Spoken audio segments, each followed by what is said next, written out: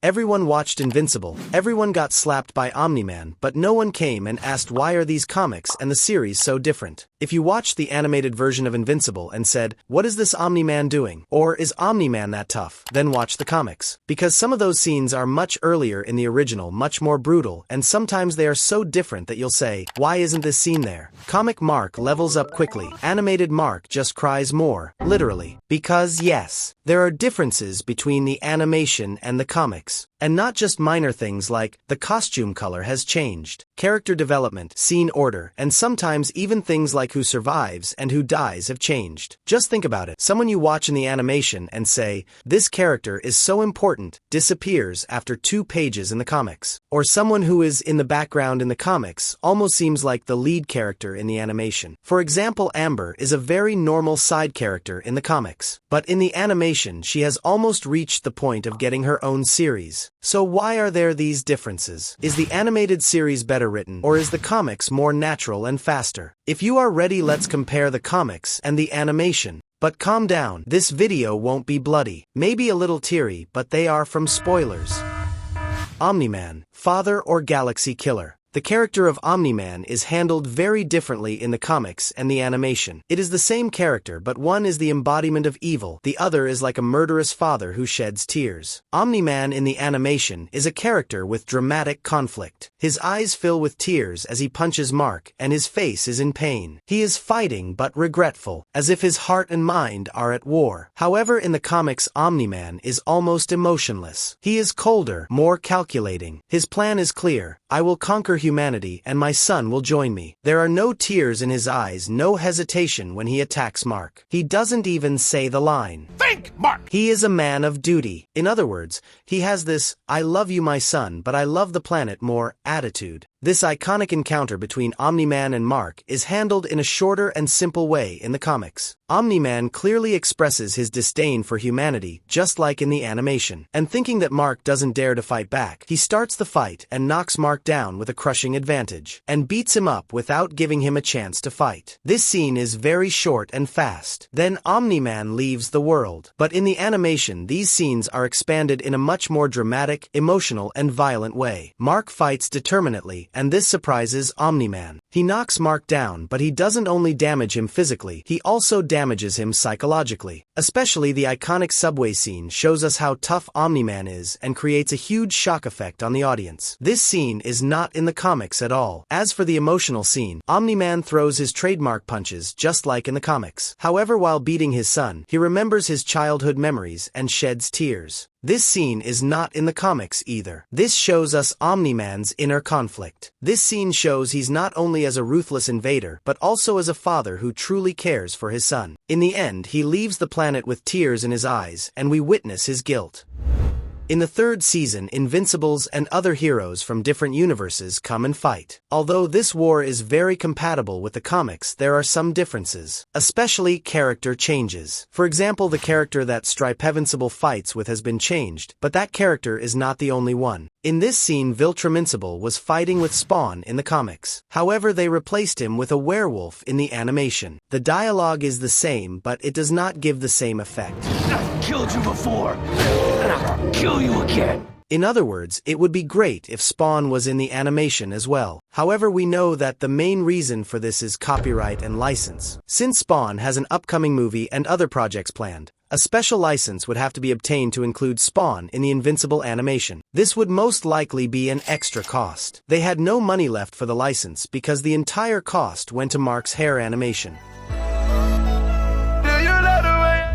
One of the most shocking moments of the series was Omni-Man's betrayal at the end of the 1st episode. The way this betrayal is handled and the effect it has on the audience are very different in the 2 formats. In the comics, this event happens unexpectedly quickly. The battle is short and without much emotional depth. The deaths of the characters are processed in a few frames. However, in the animation, this scene is processed in a much longer, bloodier, and more dramatic way. The audience is first introduced to the Guardians. Their personalities, relationships, and even brief emotional moments are shown. Then the episode seems to end, until Omni-Man silently appears and attacks everyone. The helplessness of the Guardians and Omni-Man's ruthlessness are emphasized more. In the comics, this scene ends in a few pages, but in the animation, it is processed slowly with detailed animations. Each death is felt by the audience physically and psychologically. In the comics, Omni-Man appears as a Viltrumite following orders, while in the animation he acts with a silent, planned, and almost psychopathic calmness. This difference greatly increases the character's frightening nature. The animation presents this scene as a trauma rather than a surprise. The massacre is more shocking because the audience recognizes and connects with the characters. In short, the comics inform, the animation causes pain.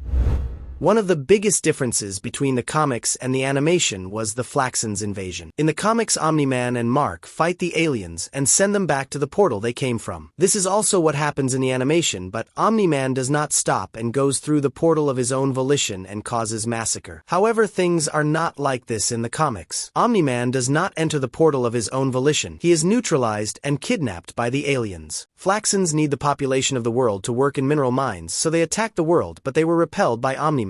Returning to their own dimension, the Flaxons saw Omni-Man as their greatest threat and devised a plan to eliminate this threat, developing a device to neutralize his powers. A few minutes after their first attack, they opened a portal again and neutralized Omni-Man with this device and kidnapped him. Meanwhile, time passes very quickly in the Flaxons' dimension. What I mean is that they left a few minutes later and returned to kidnap Omni-Man, but a few months had passed in their own dimension. They held Omni-Man captive for a while, but his captivity did not last long. In the end, their war against one man lasted almost a year in this dimension. As a result, the Flaxon Empire was shattered and the crown city of their civilization, Claxia, was destroyed.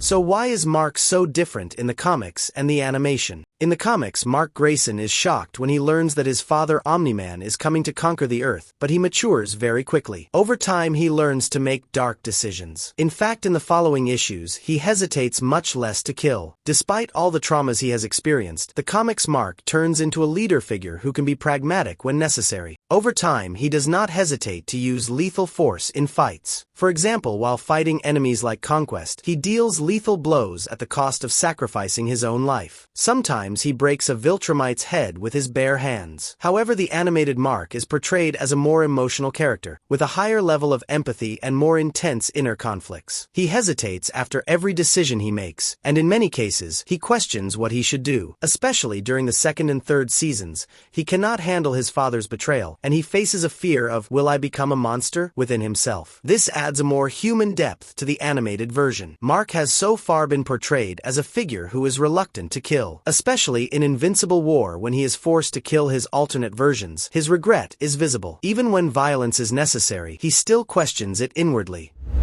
The character of Amber in the comics is a classic high school sweetheart who mostly remains in the background. She is portrayed as a blonde-white popular character. She has no character development. Amber's relationship with Mark starts out superficial. As the relationship progresses, her character importance begins to diminish. When Mark and Adam Eve start their relationship, she is completely erased. But in the animation, Amber is redesigned as a black character. She is more confident, sensitive to social justice, active, and has a much more distinct personality. She's almost ready to step out of an empty side character and start her own TV series. In the comics, she is much more understanding of Mark when he finds out about her superhero identity. However, in the animation, when Mark reveals his superhero identity to her, she says that she already knew, and she breaks up with him because he hid it from her.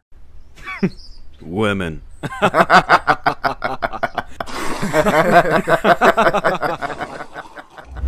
Thanks for watching up to this point, and if you are new to the channel, don't forget to subscribe to be informed other videos. See you in the next video.